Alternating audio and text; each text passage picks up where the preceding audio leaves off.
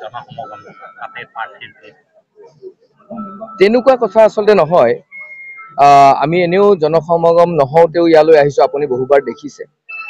আৰু এই সময়ত এটা ইয়াতে এই ভঠেলি মেলা আমাৰ ৰামদিয়া অঞ্চলৰ এইটো এটা বিৰাট সকলো ৰাইজৰ উৎসাহেৰে এই ভঠেলি মেলালৈ আহে, ভক্তপ্ৰাণ ৰাইজ আহে। প্ৰায় 18খন সত্ৰৰ গোটেই আমাৰ মানুহসকল ইয়াতে সত্ৰৰ গোটেই বিগ্ৰহবিলাক ইয়াত প্ৰতিষ্ঠা কৰি পেলাই মানুহৰ ওচৰত আশীৰ্বাদ প্ৰদান কৰে।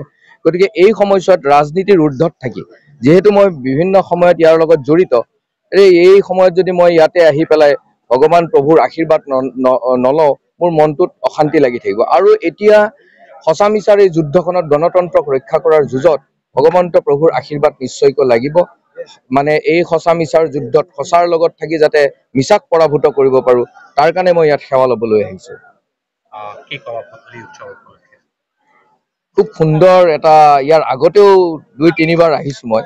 তেতিয়া হয়তো এনেকে আপোনালোকবিলাক নাহিছিলে, কাৰণ তেতিয়া দীপবায়ন কংগ্ৰেছ দলৰ প্ৰাৰ্থী নাছিলে। দীপবায়ন এজন কংগ্ৰেছ সৈনিক হিচাপে ইয়াতে আহিছিলে।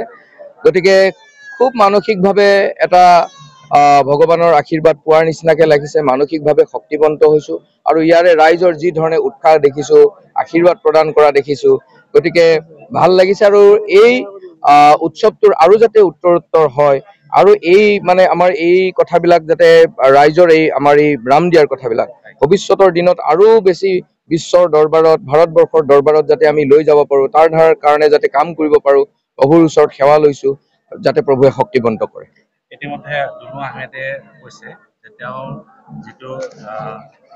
যেতিয়া নমিনেশ্যন দিব গৈছিল তেতিয়া 15 লাখ মানে সেই হেৰিটো ছ'চিয়েল মিডিয়াত মানে ভাইৰেল কৰাৰ পিছত প্ৰায় 15 লাখ মানুহে তাত লাইক কৰিছে।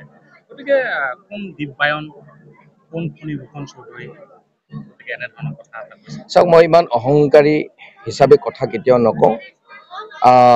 ৰাইজে দেখি আছে গণতন্ত্ৰৰ এই প্ৰমূল্য বোধৰ যুঁজত আমি কাৰ কাৰণে যুঁজি আছোঁ, কিয় কৰি আছোঁ, আৰু আমি প্ৰতিটো দিনেই দল সলনি পেলাই, আদৰ্শ সলনি কৰি পেলাই কেতিয়াও ৰাজনীতি কৰা নাই। কংগ্ৰেছ দলৰ আদৰ্শৰে আমি ৰাইজৰ লগত থাকি কাম কৰাৰ ইচ্ছাৰে, মানসিকতাৰে আমি এই যুদ্ধত নামিছোঁ। গতিকে ৰাইজৰ আশীৰ্বাদ যথেষ্ট। যদি তেনেকুৱা পৰিৱেশ আপোনালোকে কোৱাৰ নিচিনা কোনোবাই যি কোৱা বুলি কৈছে তেনেকুৱা হ'লহেঁতেন, ইয়াৰ আগতে বহুবাৰ জিকিব লাগিছিলে, বাৰে বাৰে মুখ ঠেকাচা খাই হাৰিছে।